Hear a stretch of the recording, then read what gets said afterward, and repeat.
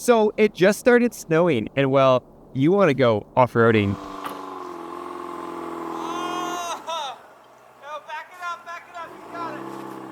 Well, today I'm going to show you exactly that. I'll show you how to start your trip off-road, how to navigate through the snowy terrain, and, well, some tips people often forget.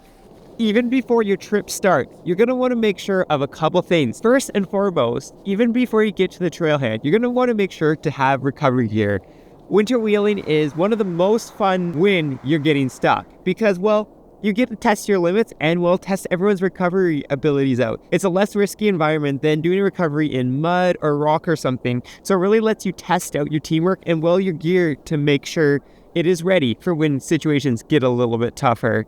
For me, I like to have, well, a static recovery rope, a kinetic recovery rope, soft shackles, and in my case, when I'm solo adventuring, the winch on my car. Another couple good things to mention is max tracks or traction boards do work really well in the snow. I don't find they work great in other situations like rocks and mud, but in the snow, they do work quite well. And then most importantly, because, well, you are going to be playing the snow, I also recommend bringing a shovel because you're probably going to be having to do some digging.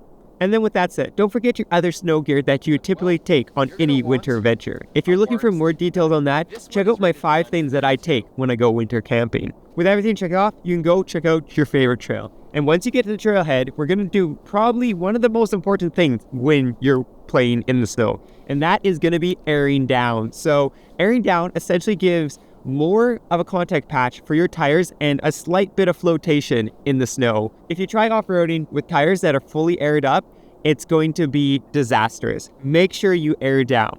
What to air down to exactly? Well, it depends on the type of conditions and well the tires you are running. So with these, because these are beadlocks, I can go down to 4 PSI and make sure I get as much traction in the snow as possible. I'm running some snowflake rated winter all-terrain, so they give me the best traction in all situations. If you're on icy terrain, maybe something with a little bit more of an ice rating might be good for you. Or if you're playing in deep snow on top of dry, non-icy ground, some mud terrains might be your best option. And with all those different tires comes different tire pressures. Typically, as I said, 4 PSI on beadlocks, we see people range from 8 to, well, 20 PSI, depending, again, on their situation. And with your car loaded up and, well, tires aired down, you can go ahead and start off-roading in the snow. I'm going to share with you what is the general consensus on the technique as well as a couple things Subaru-specific and tips that people often forget. So don't go anywhere. First and foremost, well, when you're driving in snow is going to cover your terrain. You're not going to see everything that you're going to be looking out for, where you might see large boulders or stuff that might even cut up your sidewall. So you want to be careful of what you're doing in the snow. So look for irregularities in the snow. Obviously, like if you are in 4 feet of snow, that might not work. But even a couple feet of snow, you'll be able to see boulders, you'll be able to see places that might not look at the safest to travel through. And that's where I do recommend, especially on a fresh snowfall early season, to go ahead and maybe just check that out, walk it, before you go ahead and try to push your vehicle through, because who knows, there might be a tree stump waiting to take out an oil pan. With that being said, especially if you're winter off-roading, it's good to go get yourself a set of skid plates. Not only does it, on these Subarus, give you a lot more protection, but it allows you to kind of slide across, where in other cases, snow will be bunching up and well slowing your whole trip down throughout the snow. And while talking about snow, it's important to kind of understand what the conditions might be. As I said, especially in early season, you're going to be well on fresh snow and dirt underneath. But as we get more and more into the winter, we typically see hard pack down below with fresh snow on top. That gives you a little bit more protection with the stuff that's looking beneath, but it also gives you a little bit more traction because typically when you have dirt underneath, especially here in Alberta with the freeze and thaws, everything gets really slippery and well, you just end up sliding everywhere. And well, that little bit of hard packed snow might actually give you that extra traction you need to make it through that deep snow drift. And then finally, as we get into late season, you're going to get a crust on the top. This crust is going to be your demise in winter wheeling. What happens is, well, you get crawling on top of this little bit of hard pack, and then, well, you break through and you end up getting stuck.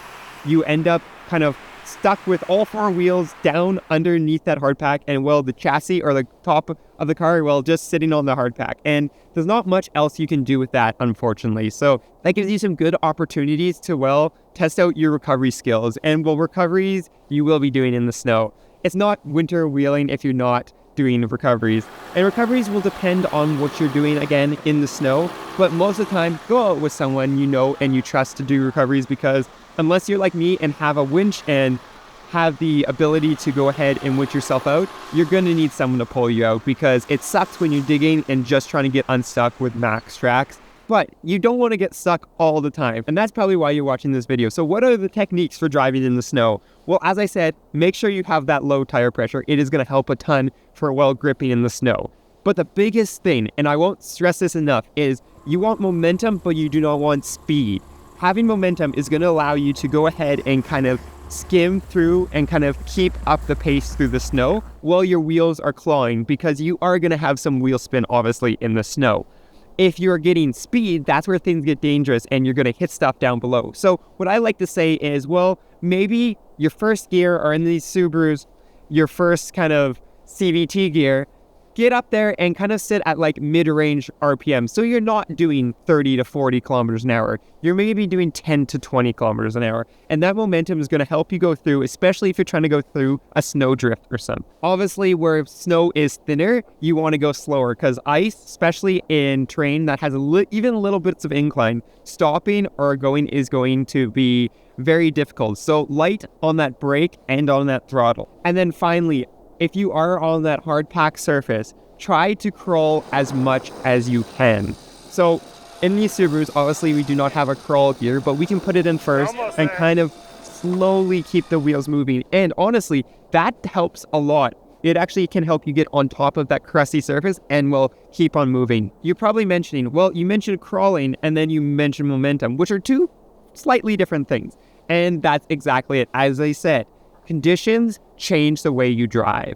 The biggest thing is if you're in light powdery stuff or kind of a little bit wet, but it doesn't have that hard crust up top, go ahead and keep that momentum up and well, keep on moving through the snow.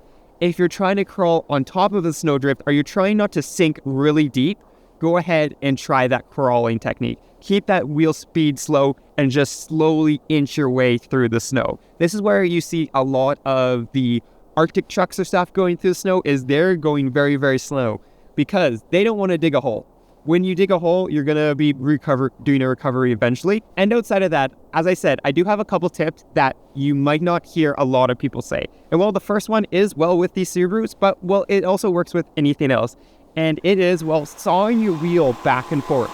Sawing your wheel back and forth might get you enough traction in one direction that kind of help a lot of these cars with electronic stability assist just move forwards a little bit. We find, especially on loose and slippery terrain, if you're kind of crawling back and forth with crawl control enabled, especially on more modern cars, it will eventually find a spot where you can get traction and you can eventually move. On these older Subarus that don't have any electronic assist, your best technique is obviously, well, sawing, getting a little bit of wheel speed, but also you can try the handbrake tip. So what happens is, with these open differentials, you'll get one wheel spinning. Maybe it's this one and maybe it's this one. What you can do is you can hit the little bit of the handbrake and it will apply a little bit of tension throughout the drivetrain, and it might get another wheel spinning just enough to keep you moving forwards. So there is two tips that people don't often use when they're out wheeling in the snow.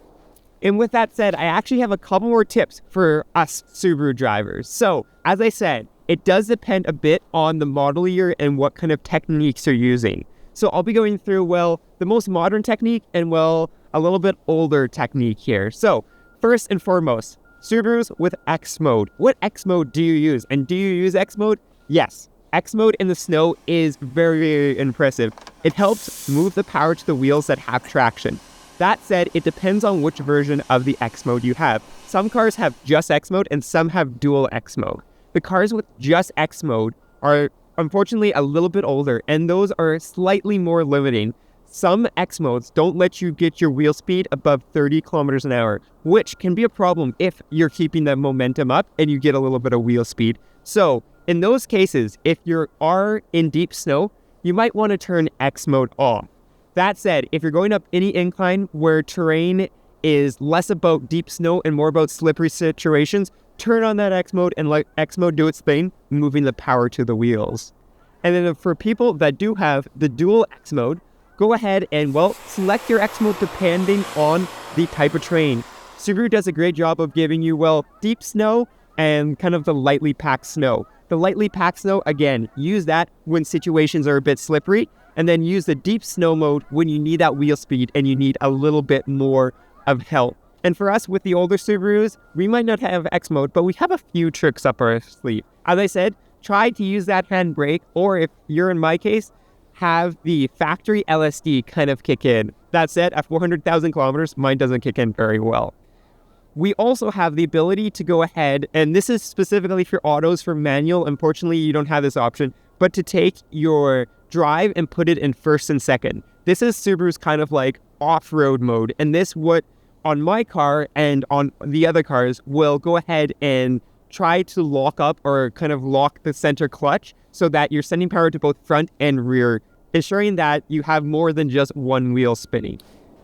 And there you go. You're ready to take on winter and enjoy some winter off-roading. Just a couple more things to mention before you go. And well, these can turn your trip into a little bit of a disaster. The first one is overconfidence in your vehicle. Winter off-roading will humble you quickly. It's not like you're driving in rocks where you have grip. Terrain is a lot more difficult. We take a lot of these harder trails that we would do in the summer and don't even touch them in the winter because, well, with inclines and slippery terrain, it can turn a nice trail day into a very expensive recovery. And another thing we see happening a lot with people getting stuck quite often is an overuse of throttle. Throttle control is super important when you're off-roading, and you'll see me with my window down a lot of times, looking out and checking my wheels to see if I'm spinning. So I highly recommend not to mash the throttle and try to push through every bit of snow. Take your time, learn how your vehicle handles different types of snow, and plan accordingly. So hopefully these tips help you prepare for your first winter venture this year, whether you're a seasoned pro and looking for a little bit of extra information or someone that is just good into off-roading. With that said, let me know down below if I missed anything or there's other tips that you would recommend. And while you're down there, don't forget to go ahead and check out, well, the channel membership for some exclusive perks and behind-the-scenes content, as well as Flat 4 Off-Road to get your Subaru adventure ready, no matter the season. And well, I'll be seeing you guys in the next adventure.